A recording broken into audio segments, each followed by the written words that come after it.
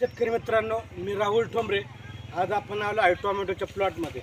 तर बघा, हा जो प्लॉट आहे साधारणतः 2 ते 3 महिन्याचा आहे.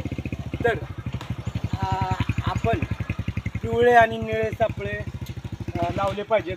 तर हे बघा, निळे सापळे जे आहेत याला मावा तुडतुडे तुम्ही जवळून बघू शकता. हे थ्रिप्स फुलकिडे वगैरे चिकटतात आणि हे निळे सापळे रात्रीचे कामकाज करतात. त्याचबरोबर बघा, आपण पिवळे सापळे बघतोय. पिवळे सापळे जे आहेत हे दिवसा काम करतात. तर साधारणतः बघा, एकरी साधारणतः 40 हे पिवळे निळे सापळे लावले पाहिजेत. साधारणतः एक 10 ते 15 फुटाचं अंतर आपल्याला दिसत असेल तर 15 ते 20 फुटापर्यंत पण आपण हे सापळे लावू शकता. त्यामुळे रस शोषक किडीचं नियंत्रण होतं आणि अत्यंत चांगला प्लॉट आहे. तर तुम्ही नक्कीच भेट द्या. धन्यवाद. शुभ दिवस. मला देखील